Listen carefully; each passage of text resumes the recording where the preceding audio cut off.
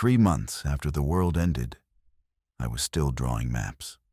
Not because anyone asked me to, not because the maps were useful, but because when you've spent 11 years reading terrain for a living, digitizing watersheds, modeling floodplains, tracing the geometry of human settlement across topographic data, you don't stop seeing the world as a system of lines. Even when the systems collapse, even when the lines don't lead anywhere anymore. My name is Darakesh. I was a GIS analyst for the Tennessee Valley Authority. 34 years old, no spouse, no children. One cat I left behind on day one because I told myself I'd come back in 48 hours. I did not come back in 48 hours. I mention the cat because honesty requires it, and because the small cruelties are the ones that stay. Not the bodies at the Alcoa Highway overpass, not the sound that came from the Walmart on Kingston Pike the second night. The cat. Her name was Pearl, and she probably died on the kitchen counter waiting by her empty bowl. And I have carried that for 91 days, without telling anyone, because there is no one to tell. By the end of the first week, I joined a loose group moving south along the ridgeline, above Fort Loudon Lake. 11 of us, then 8, then 6. We weren't a community. We were a direction. South felt like it mattered, though none of us could have said why. The infected were thicker in the valleys, near water sources and former population centers, so elevation became the only logic anyone needed. By week 3, I was alone again. Not through violence, through arithmetic. People peeled off toward family, toward rumors, toward the FEMA cordon someone swore they'd heard about on a shortwave frequency that didn't resolve to anything when I checked. I didn't follow because I didn't have anyone to find. My parents were in Karachi. My sister was in Toronto. The distance between us had been academic before the outbreak. Now it was geologic. So I walked. I mapped. I carried a Garmin handheld, a waterproof field notebook, 3 mechanical pencils, and a laminated USGS quad sheet for every grid square between Knoxville and Chattanooga. I marked what I found. Bridges out. Roads blocked by pileups that had calcified into permanent metal reefs. Towns where the infected congregated in patterns that looked random until you overlaid them against former school bus routes and shopping center parking lots. And then the patterns made a terrible kind of sense. They were following desire paths. Grooves worn into pavement by 10,000 mornings of repetition, enacted now by bodies that didn't remember why they walked but hadn't forgotten where. I marked safe water. I marked structures with defensible sight lines. I marked places where someone had clearly survived for a while and then stopped surviving. Because those sites told you what worked and what didn't if you could read the evidence without flinching. Nobody asked me to do this. Nobody was reading the maps. But on day 87, I found the ridge line. I was skirting the eastern edge of the Watts Bar Lake Basin, staying above the floodplain in second-growth hardwood that gave decent visibility through the bare November canopy. I'd been following a decommissioned fire road, the kind that doesn't show up on civilian maps, but does show up on Forest Service infrastructure databases I'd spent a previous career accessing. The road curved around a shoulder of Walden Ridge, and there, set into a cleared bench of level ground with a gravel apron and a 12-foot chain-link perimeter, was a building that should not have existed. It was concrete, single-story, flat-roofed, with a communications mast rising another 40 feet above the roof line. 2 satellite dishes, a diesel generator housing on the south side, and a door, a heavy steel security door, standing 6 inches ajar. I'd mapped enough TVA and USGS infrastructure to recognize the architecture. Federal, Cold War era, or early 90s retrofit. The kind of installation that appeared on internal agency databases as a 3-letter acronym and a set of coordinates. never with a name. I stood at the perimeter fence for 11 minutes. I know this because I timed it. I have always timed things when I'm afraid. Counting is the last rational act available when your hands won't stop shaking. Nothing moved, nothing sounded. I pushed the gate open and crossed the gravel. The generator was running. I want to be precise about what I mean when I say the generator was running, because that single fact reorganized every assumption I carried. 3 months into a collapse, diesel generators don't run. They run for hours. They run for days if the tank is large enough. They do not run for 12 weeks unless someone is feeding them fuel. I circled the housing and found a 500-gallon belly tank. Military surplus by the look of it. I put my hand on the casing. Warm. I checked the fuel gauge through the sight glass, just over a quarter full, which meant one of two things. Either someone had filled this tank recently within the last 10 to 15 days, depending on load, or the system was drawing from a secondary source I couldn't see. Both possibilities terrified me. I entered the building the way you enter any building 3 months into the end of the world. Slowly, one room at a time, listening for the wet rasp that means you're already too late, or the silence that means you might not be. The entry corridor was clean. Not abandoned clean, maintained clean. Someone had swept. The fluorescent overheads were off, but emergency strips along the baseboards glowed pale green, drawing power from the generator. I followed them. The first room was a communications bay. 2 rows of equipment racks, most dark, but 3 active. I recognized a Harris military radio stack. Next to it, a civilian repeater set up the kind ham operators use for regional relay networks. Both powered, both emitting the faint electrical hum of systems awaiting input. The second room was operations. I stopped in the doorway and stood there for a long time. 6 flat panel monitors mounted on a curved desk array. 3 of them were live. The left screen showed a topographic map overlay USGS data, the same dataset I'd been carrying in laminated sheets on my back, with colored pins marking dozens of locations across East Tennessee and Southwest Virginia. Red, blue, green, yellow. Each color clearly coded by a legend I couldn't read from the doorway. The center screen cycled through data feeds. Weather station output, river gauge telemetry, a scrolling text log that I later understood to be automated status pings from remote sensors still reporting to this console. Temperature, barometric pressure, seismic.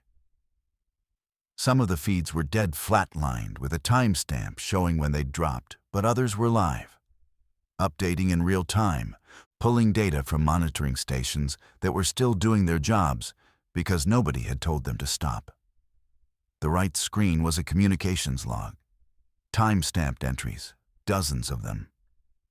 The most recent was 11 days old. It read, FEMA-Region 4-Relay. Directive 7.4 remains active. All personnel maintain current positions. Supply corridor Foxtrot 9 suspended indefinitely. Await further. Directive 7.4. I didn't know what Directive 7.4 was. But I understood, standing in that cold green light, that this command center hadn't been abandoned in the way I first assumed. It had been left on. Deliberately.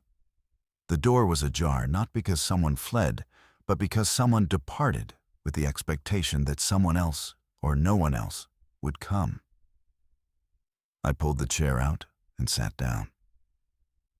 The leather was cold. The armrests were worn on the left side more than the right. Someone had leaned that way for years. The desk held a ceramic mug, empty, with a brown ring inside. A pen. A spiral-bound logbook. I opened it. The first entry was dated 18 months before the outbreak. Routine maintenance, system checks, frequency logs. The handwriting was meticulous and blocky, military in its uniformity. The author identified himself only by a call sign, Ridgeline. The entries continued through the outbreak. Day 1, Day 2, Day 7. The handwriting didn't change. The content did. Monitoring civilian frequencies, logging distress calls with coordinates, forwarding positions to FEMAI-Region 4-Relay, receiving directives, executing them. Day 14, Directive 4.1, designate safe corridors, transmit on civilian bands.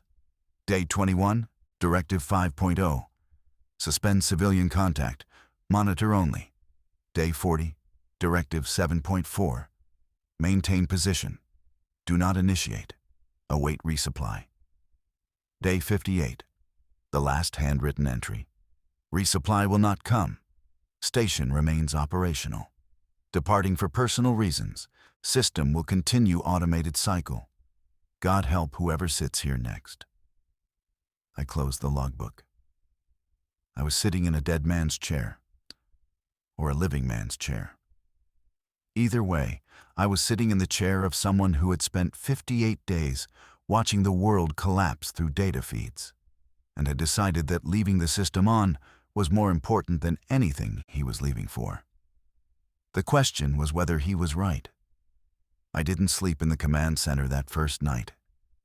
I swept the remaining rooms, a small bunk room with a cot and a wool blanket, a utility closet, a bathroom with a toilet that still flushed because the building's water came from a gravity-fed cistern on the ridge above, and then I went back outside and set my own camp 50 meters into the tree line where I could watch the building's entrance.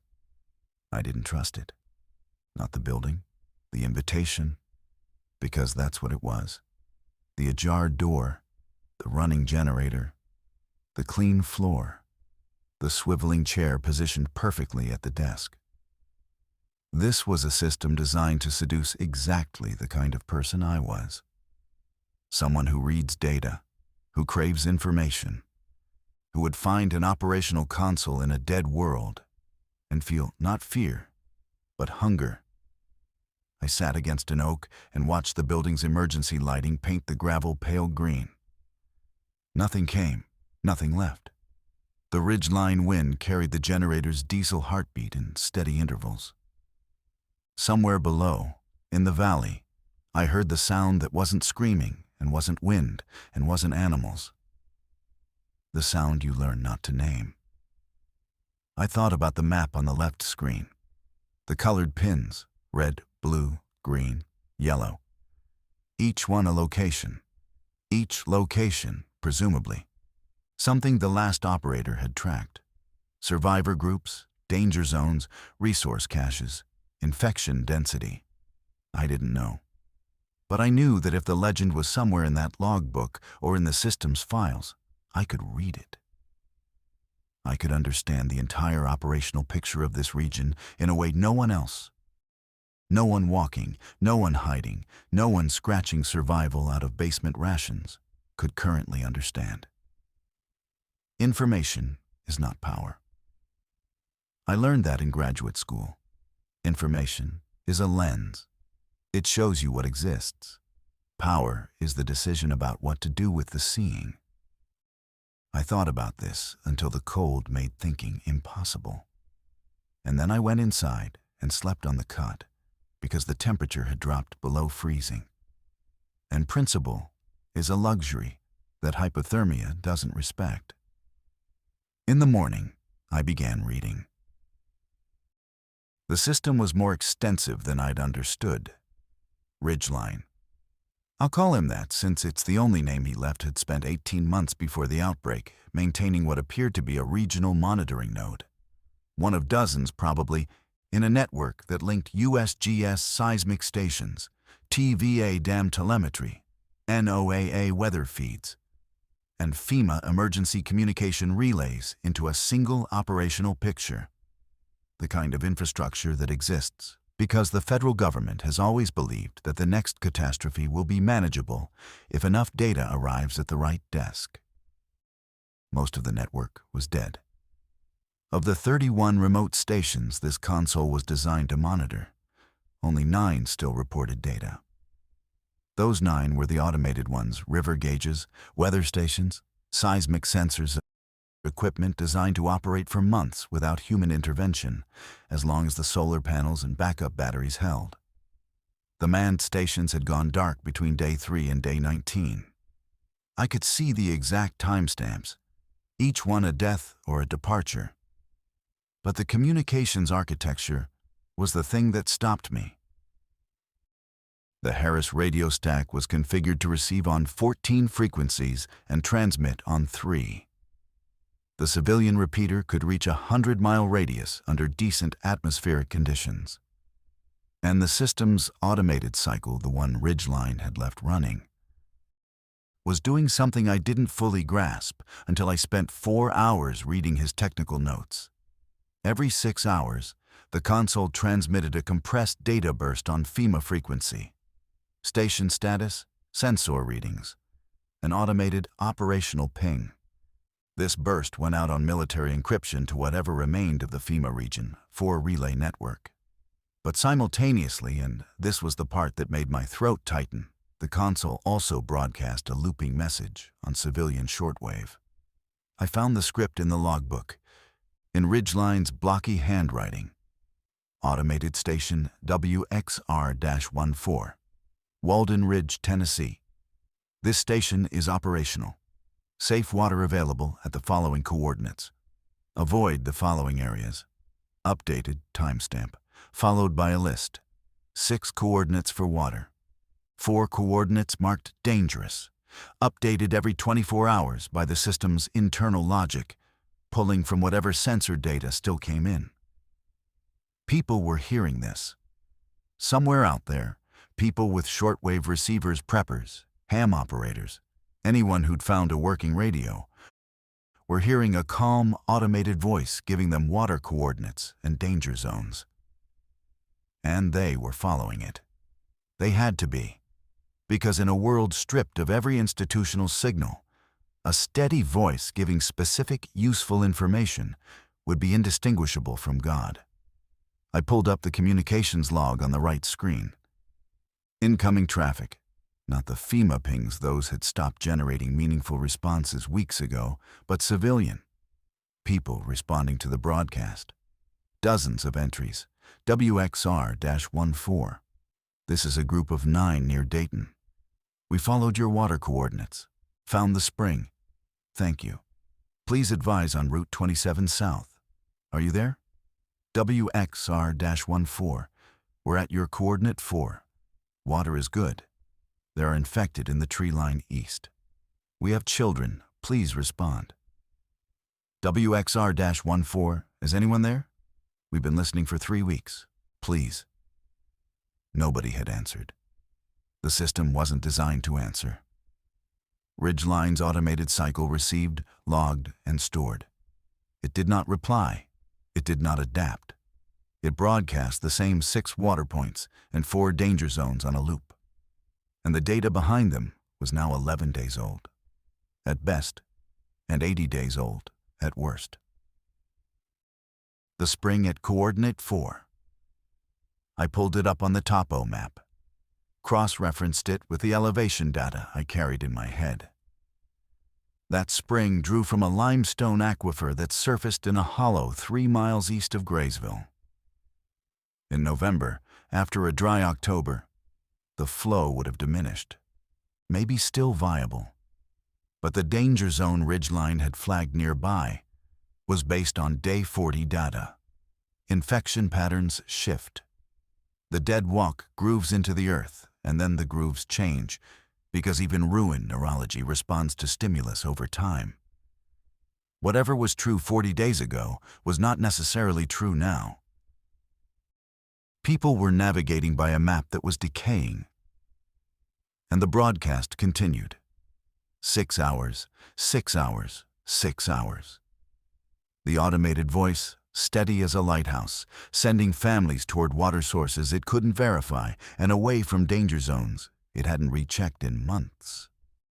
I sat at that desk and felt something I hadn't felt in 91 days.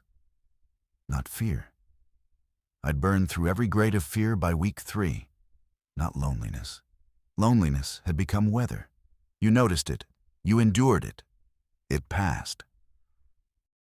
What I felt was the specific nausea of seeing a problem whose shape I could trace perfectly and whose solution required me to do something I was not qualified to do.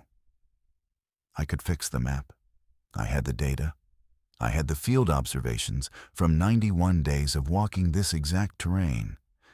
I had the training to read topography, overlay infection patterns, and model movement corridors. I could update every pin on that screen. I could correct the broadcast.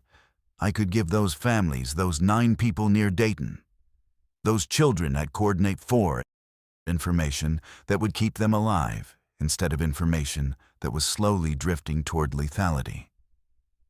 All I had to do was sit in the chair, key the microphone, and become the voice.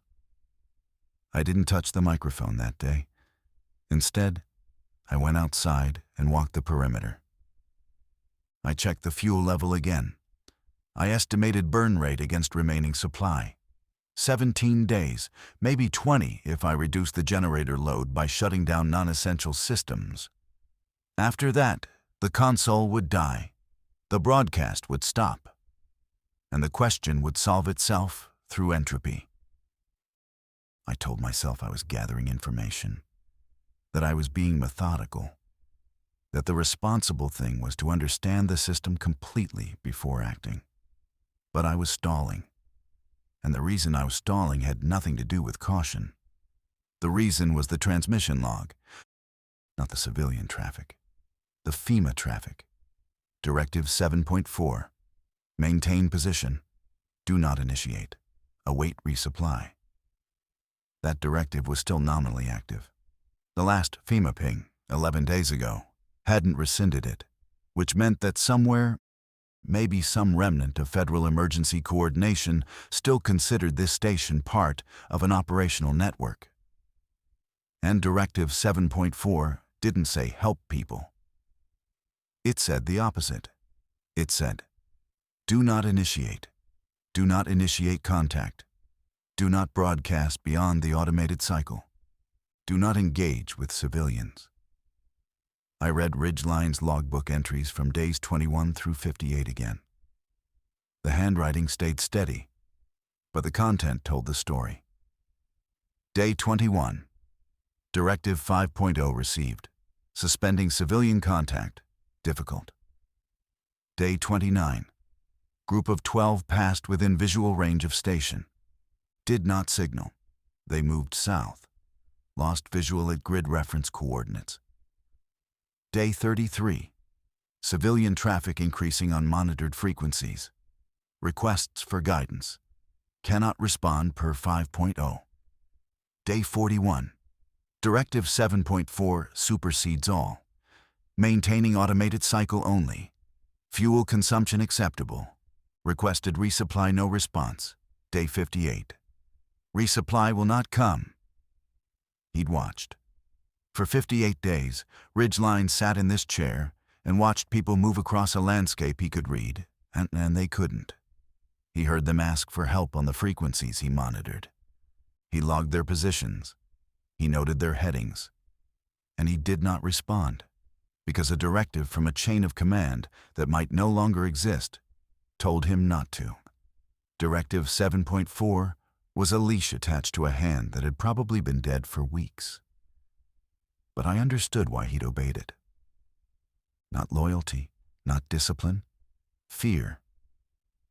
Specifically, the fear that truly transmitting, not the automated loop, but a human voice, adaptive, responsive, specific, would make this station visible. Not just to survivors looking for help, but to anyone monitoring these frequencies. Organized groups whose organization had taken shapes that the pre-collapse world would have called criminal. People who'd learned that a working radio meant working infrastructure, and working infrastructure meant supplies worth taking. The moment I keyed that microphone and spoke with a human voice, this ridgeline stopped being invisible. And I was alone. I went back inside as the light failed. I heated a can of soup on the bunkroom's propane burner. I sat at the desk and watched the data feed scroll. River levels, temperature, wind speed. The mundane meteorology of a world that hadn't noticed it had ended. At 2200 hours, a new civilian transmission came in. The system logged it automatically. WXR-14, this is Mathis. We're 23 people. We followed your broadcast to Coordinate 2, but the creek is dry. Repeat, Coordinate 2 is dry. We have a woman in labor. We need water. Please respond. Please. I sat in the green light and read it 3 times. 23 people. A dry creek. A woman in labor. Coordinate 2 was Rock Creek, a surface drainage I knew well from TVA watershed models. It would be dry in November. Of course it would be dry. The data ridgeline used to mark it as a water source was from spring readings. The system's baseline dataset was calibrated to seasonal highs. He'd either missed the seasonal adjustment or hadn't been here long enough to know the hydrology. I knew where they needed to go, not Coordinate 2. 3 miles northwest, there was a livestock impoundment, a man-made pond fed by a year-round seep that I'd noted on day 64 when I'd passed through that grid square. I'd written it in my field notebook, page 47, right there on the desk next to Ridgeline's logbook. 23 people, a woman in labor. 3 miles from water they didn't know existed. I didn't touch the microphone. I sat there, and I didn't touch it. And I want to tell you it was because I was weighing the tactical calculus exposure risk, station security, long-term operational integrity, but the truth is simpler and worse. I was afraid that if I started, I wouldn't be able to stop. That every correction would generate a response. And every response would generate a need, and every need would require another transmission. And within days, I would be what Ridgeline had been. A person chained to a chair, omniscient and impotent. Watching pins move across a map, and knowing that each pin was a life I'd taken responsibility for and could not reach. Information is not power. Information is a trap dressed as a lens. It shows you everything you cannot touch. I went to the cot. I lay down. I listened to the generator breathe. I did not sleep. At 0340, I got up and walked to the console and typed the impoundment coordinates into the broadcast queue. I didn't use my voice. I modified the automated script. Coordinate 2 was replaced with the new position. The next broadcast cycle, 0600, would carry it. 23 people and a woman in labor would hear a machine tell them to walk 3 miles northwest. And if they trusted it the way they'd trusted every other coordinate, they'd find water. It was the most cowardly form of help available. Anonymous, automated, untraceable to a human hand. I'd corrected the map and kept my mouth shut. And then I made a second change. I'd spent 91 days accumulating field data. I pulled out my notebooks, all 3, and began the process that my training had prepared me for, and my conscience had delayed. I cross-referenced Ridgeline's pin map with my own ground truth observations. Every water source I'd verified. Every road I'd confirmed blocked. Every town where I'd seen infection density high enough to mark exclusion. Every ridgeline route that offered passage above the valleys. I worked through the night and into the gray morning. By noon, I'd updated 14 of Ridgeline's 47 pins. 6 water coordinates corrected or replaced. 3 danger zones expanded. 2 danger zones reduced the infected had dispersed from those areas, following whatever stimulus pulled them south. 3 new pins added. a pharmacy in Spring City I'd found intact, a rail tunnel near Rockwood that offered protected passage, a church outside Pikeville where someone had cached 50-pound bags of rice and left the door unlocked. I loaded all of it into the broadcast queue. The automated voice would carry it. 6 hours, 6 hours, 6 hours. I told myself this was enough. Data maintenance, cartographic correction. The same thing I'd have done at my TVA desk on a Tuesday afternoon. Adjusting a flood model because new LiDAR data had come in. Professional, impersonal. The system broadcast. I had improved what it broadcast. No voice, no microphone, no exposure. But at 1400 hours, the log updated again. WXR-14, Mathis again. We moved to the new coordinates.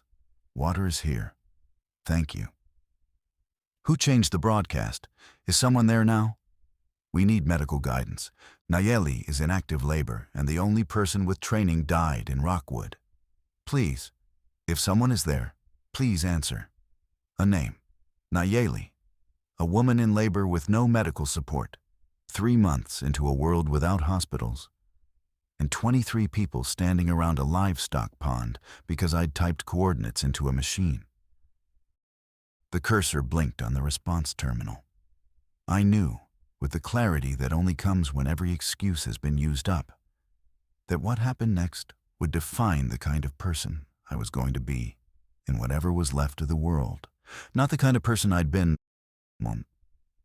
That person was a GIS analyst with a dead cat and a collection of laminated maps. The kind of person I was becoming. Here, now. In a dead man's chair with a live microphone and a woman named Nayeli who needed someone to answer. I picked up the handset. I did not press transmit. Not yet. Because the other half of my brain, the half that modeled systems, that traced consequences, that had watched Ridgeline's logbook track the arithmetic of a man who helped until helping consumed him, that half was already calculating. If I spoke, Mathis would respond. The 23 would have a voice to speak to, and they would speak. And others, monitoring the frequency, would hear a human voice where there had been only a machine. And they would speak too. And within days, this console would be the only functioning hub of information in a 100-mile radius. And I would be its single operator. And every decision I made, every coordinate I gave, every route I suggested, every warning I issued, would carry the weight of lives I had never met, navigating terrain I had not walked based on a data I could not fully verify. Every map is a theory. Every theory can be wrong. I put the handset back in its cradle. I got up from the chair. I went outside and stood on the gravel and looked down the ridge toward the valley, where the sound that wasn't screaming rose and fell like weather. I was shaking.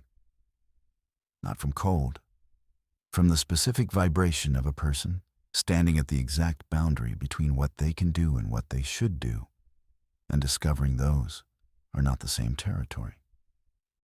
I went back to the microphone 4 hours later. The calculus hadn't changed. I had. What changed me was page 62 of my own field notebook.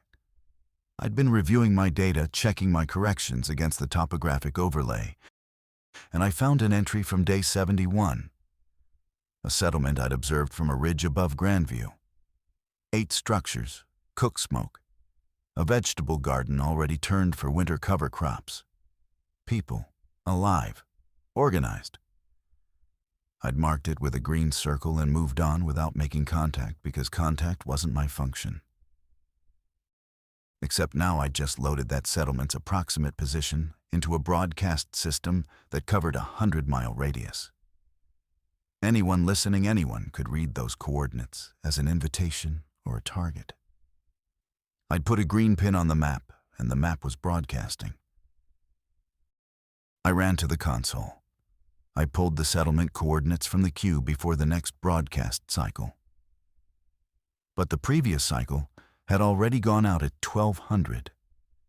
6 hours of signal, propagating at the speed of light across every receiver in range.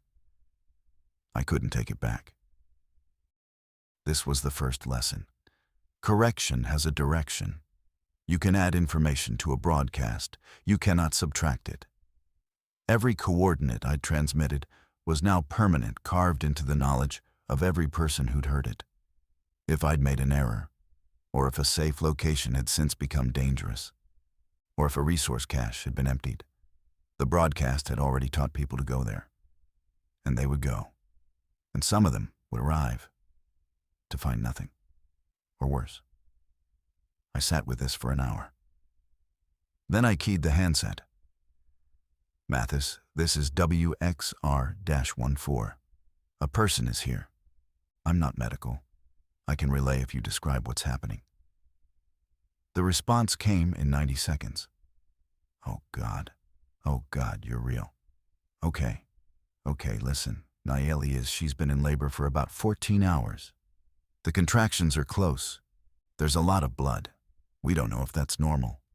Nobody here has done this. His voice was young, mid-20s maybe. The cadence of someone who'd been holding panic in a box and was now watching the lid rattle. I didn't know obstetrics. I didn't know medicine.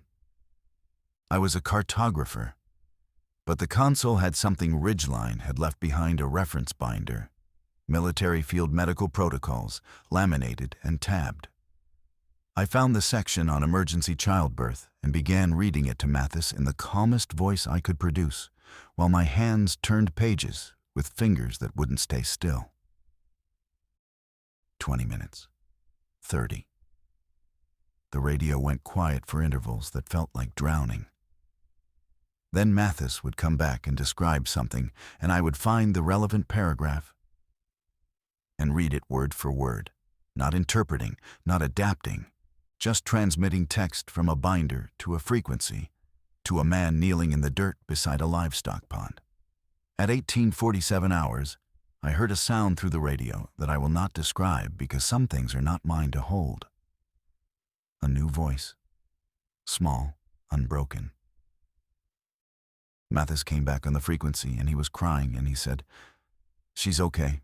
They're both okay. What's your name?" "Dara," I said. "Dara, thank you. What do we do now?" And there it was. The question I'd known was coming. The question that Ridgeline had heard in a dozen forms and answered with silence until silence was the only thing he could stand to give. What do we do now? Not a question about childbirth, a question about everything. Where do we go? What is safe? How do we live? Tell us. You have the map, you have the data, you have the chair and the screens and the voice. Tell us what to do. "Stay where you are tonight," I said. "Boil the water before you use it. I'll have more for you in the morning." I released the transmit key and put my forehead on the desk. Within 48 hours, I had contact with 4 groups. Mathis and his 23 near Graysville. A family of 5 in Dunlap who'd been listening to the automated broadcast for weeks and wept when they heard a human voice. A man named Oak, traveling alone on foot south of Crossville, who communicated in short, clipped transmissions that carried the cadence of someone rationing batteries, and a group who identified themselves only as Rockwood Collective. 11 people, 1 working vehicle, requesting route guidance through the valley. I gave it to them, all of it. Water sources, corrected and verified. Routes modeled against my observations of infection density and road conditions. Danger zones, supply locations. I pulled data from my notebooks and from the console's automated feeds, and I synthesized it into practical guidance that I transmitted on a schedule. 0600, 1200, 1800, 0000, replacing the automated loop with my own voice. I was good at this. That's the part that matters, and the part that made everything worse. I was good at it because this was my skill, not survival, not combat, not medicine, spatial analysis. The ability to take disparate data points, a river gauge reading, a temperature drop, an observation about infection movement patterns, the fuel range of a single vehicle, the walking speed of a group with children, and synthesize them into a navigable model. I could look at the topo map and see corridors. I could model a route for the Rockwood Collective that kept them above 200 meters elevation, avoided 3 known congregation points, and brought them to the Dunlap family's position in 2 days rather than 5.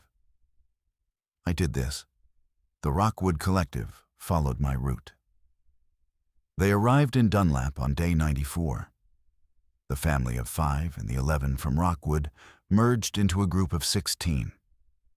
They radioed to thank me. They asked what to do next. OK reached a supply cache I'd directed him to. He found the pharmacy in Spring City. He radioed back with an inventory antibiotics, analgesics, a partial course of prenatal vitamins he could relay to Mathis's group for Naily. I routed him. A man walking alone through infected territory, guided by my voice, carrying medicine to a woman he'd never met. It was the most useful I had ever been in my life. And it was already going wrong. The first sign was the weather station at Grassy Cove. It had been reporting reliably since before the outbreak, solar-powered, no moving parts, transmitting temperature, humidity, and wind speed every 15 minutes. On day 93, it stopped. The feed flatlined on my console. I noted it and moved on. But I'd been using that station's data to model wind patterns in the valley, which I used to estimate fog density, which I used to calculate visibility windows, which I used to time movement recommendations for Mathis's group. Without Grassy Cove, my fog model was a guess. I didn't tell Mathis it was a guess. I told him the window was 0630 to 0900. He moved his group during that window. They made it. But they made it the way you make it across a street without looking, not because you were right, but because nothing happened to come. The second sign was coordinate 11. A footbridge I'd crossed on day 67, spanning a ravine on the Rockwood Collective's route. I'd marked it as passable, but that was 26 days prior, and 26 days of freezing nights and runoff could do structural things to a wooden footbridge that I had no way of knowing from a console 40 miles away. I routed them across it. They crossed. The bridge held.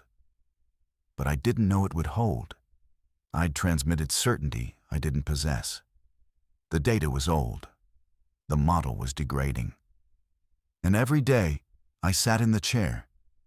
The gap between what I knew and what I claimed to know widened imperceptibly, undramatically, but with the steady patience of a crack in a foundation. I was becoming the thing I'd been afraid of, not a mapmaker with a congregation. Every correction I made was trusted, not because it was verifiable, but because I was the only voice on the frequency. And trust without verification is faith. And faith is the most dangerous substance in a world where the ground is shifting under everyone's feet. Day 97. The day I learned what my map could do when it was wrong. Oka had been moving east along the ridge above Crab Orchard, carrying the medications toward Mathis's group. I'd routed him on a path that followed an old logging road, good elevation, tree cover, minimal exposure. The route crossed a saddle between 2 ridges where I'd noted light infection presence on day 59. Light. 2, maybe 3, moving slowly in the creek bottom below the saddle. Avoidable. Day 59 was 38 days before I sent Oak through that saddle. He came on the radio at 14:23 hours. Not panicked. OK never sounded panicked. But the clipped transmissions were closer together now, and between them I could hear breathing that was too fast and too controlled. Dara. Saddle crossing is compromised. I count 11 in the creek bed. More on the south slope. They're not moving. Correction, they're moving. But slowly, grouped. I've never seen them grouped like this. I pulled up the topo overlay. The saddle, the creek bed, the south slope. I tried to model what could have drawn them there. Water. The creek still had flow this late in the season. It was probable that the infection cluster I'd observed at 2 or 3 had grown because the water source drew more over time. The same logic that made it a viable creek for humans made it a viable movement corridor for them. I should have checked. I should have flagged the creek as a variable rather than a fixed observation. I should have told Oak that my data was 5 weeks old, and he should scout the saddle before committing to the crossing. I hadn't. I'd drawn a line on a map, and a man had walked it. "Can you reverse to the last fork?" I asked. "Negative. I descended to the road. The slope behind me is exposed. If I climb back, they'll see movement." "Can you hold position?" "For how long?" I didn't have an answer. The infection cluster might disperse. It might not. I could model terrain. I could not model the behavior of things that used to be people with algorithms designed for watershed management. Okay, there's an alternate route. Drop south into the next drainage, Emery Creek, follow it east. It adds a day, but it bypasses the saddle completely. Silence. Then, south is downhill, into the valley. You told me to stay above 200 meters. I know. This is the situation has changed. Has it changed, or did you not know? The question hit like a slap. Not angry, clinical. The tone of a man assessing the reliability of his only source of information and finding it suddenly conditional. "I didn't know," I said. "The data was 5 weeks old. I should have told you." Another silence. Longer. Then Oak said something that I wrote in my logbook and have read every day since. "Dara, I trust you. But if your map is guessing, I need to know when it's guessing. Every time, not after." He took the Emery Creek route. He lost a day. He made it. The medicine reached Nayeli. But the crack in the foundation had a name now. It wasn't data degradation or sensor dropout or seasonal variation. It was the distance between my confidence and my knowledge. And it was growing every hour I sat in the chair. Because the longer I operated, the more outdated my ground truth became. And the more I compensated with modeling and inference. And the more the map became a projection of my assumptions rather than a record of what was actually there. I was not lying. That's important. I was never lying. I was believing my own models, because the alternative, admitting that every recommendation carried a margin of error I couldn't quantify, would have paralyzed the system, would have paralyzed me, would have sent Mathis and Nayeli, and the baby, and the Dunlap family, and the Rockwood Collective back into the silence that had almost killed them. I kept transmitting, and the map kept drifting, and I kept not saying how far. Day 100. I'd been in the chair for 13 days. I'd lost weight. Not from deprivation, the bunk room had enough canned goods for another month, but from the kind of forgetting that happens when your attention is consumed by something that feels more real than your own body. I ate when I remembered. I slept in 2-hour intervals between broadcast cycles. I marked my fuel consumption with a grease pencil on the wall above the generator's sight glass. 12 days remaining. 12 days. Then the generator would die, and the console would go dark, and the broadcast would end. And 5 groups totaling 61 people would lose the only voice giving them navigational guidance across terrain that was growing more dangerous as winter deepened. I had begun rationing fuel by shutting down systems. The weather station feeds, the ones that were still reporting, could be logged once daily instead of continuously. The FEMA military frequency, which hadn't generated a meaningful response in weeks, could be silenced entirely. I calculated that I could stretch 12 days to 19. Then the FEMA frequency woke up. I almost missed it. I'd powered down the Harris stack at 0600 to conserve fuel and didn't bring it back online until 2200 for the daily check. The message was timestamped 1437. WXR-14. This is FEMA-Region 4-Relay. Directive 7.4 remains active. Station activity logged. Non-automated transmissions detected on civilian frequencies originating from your position. Explain. I read it 4 times. Someone was listening. Not just receiving the automated pings. Someone, a person, not a system, had noticed that the transmissions from this station had changed from automated to human. They'd flagged it. They were asking me to explain. The directive: do not initiate. The reality: I had initiated. I had been initiating for 9 days. 61 people were navigating by my voice. A baby had been born because of my relay. A man named Oak had crossed 40 miles of infected terrain on routes I'd drawn. And somewhere, whatever remained of FEMA Region 4. A skeleton crew in a hardened bunker, a single officer with a radio. A ghost had heard me break the silence and wanted to know why. I drafted a response, deleted it, drafted another. The problem wasn't what to say. The problem was that responding confirmed what they already suspected. The station was manned, and the operator was freelancing. I transmitted civilian distress on monitored frequencies, provided navigational correction to prevent casualties, station otherwise operating per automated cycle, fuel critical, request resupply or guidance. The response came at 0312 while I dozed at the desk. WXR-14. Directive 7.4 is non-discretionary. Civilian engagement compromises station security and network integrity. Cease all non-automated transmissions. Resume standard operational posture. Resupply not available. Acknowledge. Cease all non-automated transmissions. Stop talking. Go back to the loop. Let the machine speak and the machine alone. Let Mathis and the Dunlap Group and the Rockwood Collective and Oak go back to listening to a recorded voice reading coordinates that would degrade into lethality as the data aged.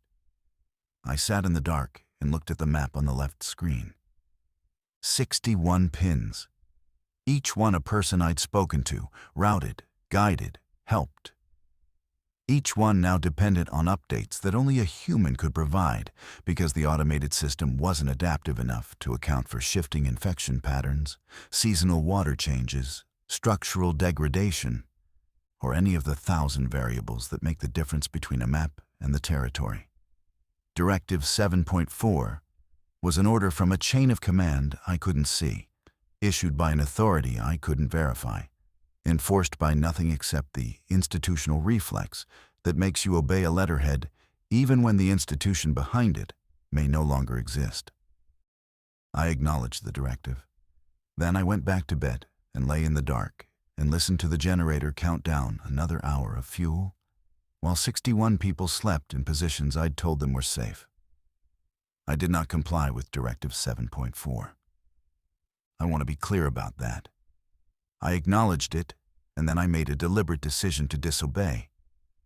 But I also did not continue as before. What I did instead was the most duplicitous thing I've done in my life, and I'd do it again. I rewrote the automated broadcast script, not with the 6 static coordinates Ridgeline had left behind. With my corrected data, all of it, every water source, every route, every danger zone, every supply cache. I built an automated broadcast that was vastly more detailed and more accurate than anything the system had carried before. It cycled on the same 6-hour schedule. It sounded like the same machine voice. but the content was mine. And then the part that was duplicitous, I embedded an update protocol. Every 24 hours, I would manually revise the automated script based on whatever new data the sensors provided and whatever new information came in from the groups. The broadcast would change daily, but it would always sound automated. It would always present as a system update rather than a human decision. To FEMA-Region 4, monitoring on military frequencies, the station would appear to have resumed standard automated operations. No human voice, no civilian engagement, just a slightly more detailed version of the same loop. To the 61 people listening on civilian shortwave, the broadcast would continue to improve. The coordinates would stay current. The danger zones would update. The information would keep them alive. The cost was that I could never speak to them again. I sent one final voice transmission at 0600 on day 101. This is Dara at WXR-14. I'm transitioning the station back to automated operations. The broadcast will continue and will be updated regularly. But I won't be on voice. I'll be here. I'll be listening. But I can't respond. Please continue to report your positions and conditions on this frequency. I'll incorporate your reports into the data. The broadcast will reflect what you tell me even if I can't answer. Do you understand? The map will listen even when the mapmaker can't speak. Mathis responded first. Dara, why? I couldn't answer that. Not honestly. Not without explaining that an authority whose legitimacy I couldn't verify had ordered me silent, and I'd chosen to obey the letter while gutting the spirit. Operational constraints, I said. I'm sorry. The broadcast will keep working. Trust the broadcast. Oak's response was a single transmission. Understood. The Dunlap group protested. The Rockwood Collective asked 3 times if I was sure. I didn't respond. The microphone went back in its cradle. The automated cycle resumed. I was still in the chair. I was still updating the map. I was still listening to every transmission that came in, and they kept coming. Because people who found a voice don't stop talking to it just because it goes quiet. Mathis reported conditions near Graysville every morning. OK gave position updates twice daily. The Rockwood Collective logged their supply status weekly. I heard all of it. I incorporated all of it. The broadcast evolved. The map improved. But I was a ghost now. A ghost operator. Present in the data, invisible in the signal. The voice had become a machine, and the machine was me, and nobody knew the difference. The fuel gauge dropped. 19 days became 14, became 10, day 108, 8 days of fuel remaining. I was running a routine scan of the civilian frequencies, not WXR-14's broadcast band, but adjacent channels. When I caught a transmission that made me pull the headphones tight against my ears and stop breathing. A voice. Calm, male, measured cadence. Broadcasting on a frequency close enough to mine to pick up bleed, but far enough to be a separate operation. Following WXR-14 corridor data. Water confirmed at revised coordinate 6. Route guidance has been reliable. We are using the broadcast to position for supply consolidation. All units continue northward along the indicated safe corridors. Estimated arrival at the Dunlap convergence point. 72 hours. Supply consolidation. All units, northward. Dunlap convergence point. I switched to the topo map and stared at it. The Dunlap group, the original family of 5, plus the Rockwood Collective's 11 were at a position I'd guided them to. A defensible ridgeline homestead with a spring and a wood frame house. 16 people, 3 children, 1 elderly man with a bad hip. Someone was using my broadcast data to navigate toward them. Not to join them, The language was wrong. Supply consolidation is not how refugees talk.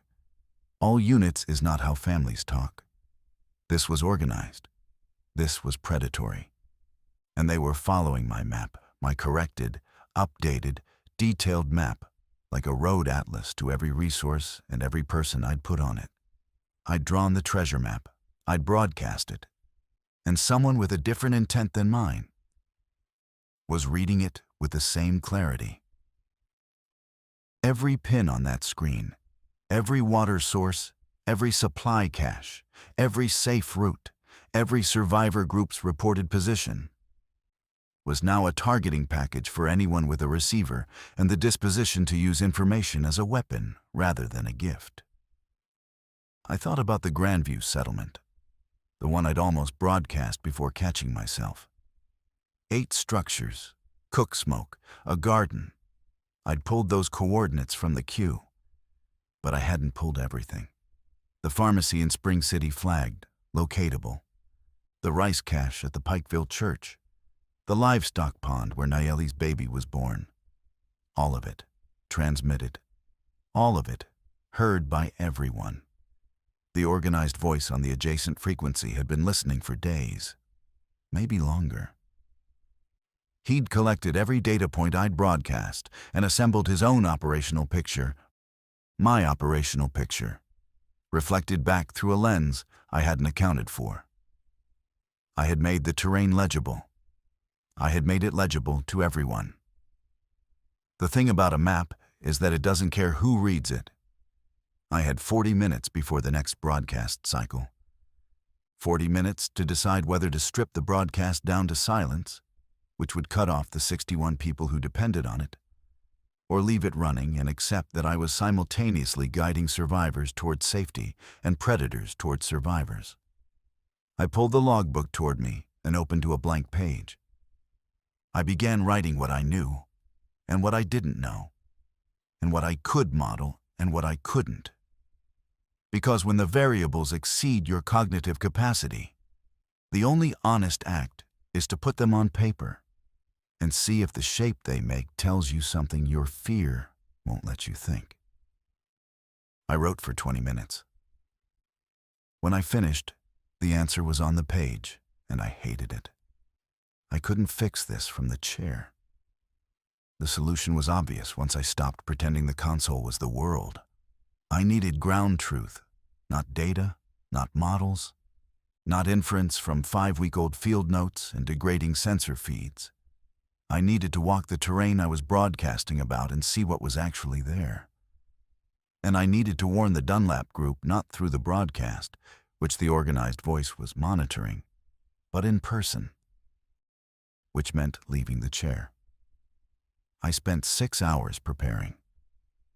I loaded the broadcast with 72 hours of automated content, a loop long enough to maintain the signal while I was gone, but stripped of specificity.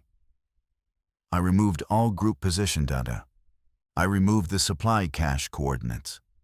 I left only water sources and general danger zones, information useful for surviving, but not for hunting. Anyone listening would hear the broadcast contract and would draw their own conclusions, but they wouldn't hear silence. Silence would tell them the station was compromised. A reduced broadcast would tell them the operator was cautious. Then I did something that I'd been considering for 3 days and couldn't justify until now. I keyed the FEMA military frequency and transmitted WXR-14. Organized hostile element detected utilizing station broadcast data to target civilian survivor groups. Station operational security compromised by own signal, requesting guidance or interdiction support. Acknowledge. The response came in 11 minutes, faster than any previous FEMA exchange. WXR-14. Acknowledge. No interdiction assets available. Recommend immediate cessation of all broadcast activity and station evacuation per Directive 7.4 original intent. Destroy communications equipment if unable to secure. Do not engage hostile elements. Acknowledge. Destroy communications equipment. Shut it down. Walk away. let the map go dark, and the 61 people on it navigate by dead reckoning, and the organized voice find nothing at the end of the trail, because there would be no trail. FEMA's answer was the same answer it had always been. Don't initiate, don't engage. Maintain the network's integrity by maintaining its silence. The station mattered more than the people the station was built to serve. The map mattered more than the territory I did not acknowledge. I packed a bag, water, food for 3 days, my field notebooks, a handheld radio tuned to the frequency Mathis used, a compass I didn't need because the terrain was in my head. I left the console running. The reduced broadcast would cycle for 72 hours. The generator had fuel for 6 days. When the fuel ran out, the station would die on its own. But for now, it would keep breathing, and the green light would keep painting the gravel, and the automated voice would keep speaking to anyone still listening. I closed the steel door behind me. Not 6 inches ajar, closed, latched, locked with a padlock I'd found in the utility closet. Then I walked down the ridge towards Dunlap. 17 miles on foot. I covered it in a day and a half, moving along the ridge routes I'd drawn on my own maps, seeing for the first time in 13 days the terrain I'd been modeling from a screen. Some of it matched. The footbridge near Rockwood was still standing, but had lost a support post another week, maybe 2, and it would have failed under weight. The creek crossing south of Spring City was passable but higher than my model predicted. Small discrepancies, the kind that accumulate. I saw infected twice. Once in a creek bottom, 4 of them, standing in shallow water with the fixed emptiness that still doesn't have a name in any language I speak. Once on a road, a single figure walking the center line, with the mechanical regularity of a body completing a circuit its mind had abandoned. I gave them distance. They gave me nothing. They never do. I reached the Dunlap position at dusk on day 110. The homestead was real, a wood frame house with a wraparound porch, a spring house in the back, smoke rising from the chimney. I stood in the tree line and counted figures. 16. The right number. I walked out of the trees with my hands visible. A man I'd never seen before, tall, windburned, holding a deer rifle with the easy competence of someone who'd carried it before the world ended, stepped off the porch and watched me approach. "I'm Dara," I said. He stared. Then his face did something I wasn't prepared for. It broke open, not with relief, with a kind of recognition that had nothing to do with knowing me and everything to do with having heard me. "You're the voice," he said. I was. He called inside. People came to the porch. The Rockwood Collective, the Dunlap family, children who looked at me like I was something between a stranger and a saint. A woman, Elena, the Dunlap matriarch, put her hand on my arm and squeezed and didn't let go. I told them about the organized voice, the northward movement, the 72-hour window. I told them what I believed, that someone was using the broadcast data to locate survivor groups for resource seizure, and that this homestead was the most visible convergence point on the map. The tall man, his name was Briggs, and he'd been the Rockwood Collective's de facto leader for the same reason anyone becomes a leader in a crisis, which is that he hadn't died and hadn't left, listened without interrupting. When I finished, he asked one question. "Can you route us somewhere they can't follow?" I could. That was the terrible thing. I could, because I'd spent 91 days walking this terrain before I'd ever sat in the chair. And the routes I knew best were the ones I'd never put on the broadcast. The logging roads too narrow for my USGS quads. The game trails above the valley floor. The ridgeline paths that didn't appear on any map because they weren't roads, they were desire paths worn by deer and turkey and a woman with a GPS unit and a compulsion to record everything she crossed. The routes I'd kept in my head because they'd never been data. They'd been experience. Yes, I said. Briggs nodded. Then we go tonight. We didn't go that night. We went at 04:30 the following morning, in the dark before dawn. 16 people moving single file along a ridge path I navigated from memory and compass bearing alone. No radio, no broadcast, no electronic signature of any kind. I walked point because the route was mine, not a line on a screen, but a track my boots had cut through leaf litter 2 months prior. We moved for 3 days. I won't detail the route because the route still matters. I'll say that we descended into a valley I'd never broadcast, crossed a river at a ford I'd never mapped, and climbed to a position on the western slope of a ridge where a fire tower I'd cataloged on day 43 stood empty and defensible above the canopy. From the tower's observation deck, you could see 30 miles in every direction. I stood there on the morning of day 113 and looked out at the terrain I'd spent 3 months learning and 13 days trying to manage from a screen. And I understood something that Ridgeline must have understood on day 58 when he'd written his last entry and walked away. The map is not the territory. Everyone knows this. It's a cliché borrowed from philosophy and printed on posters in geography departments. But the corollary is less comfortable. The mapmaker is not the terrain either.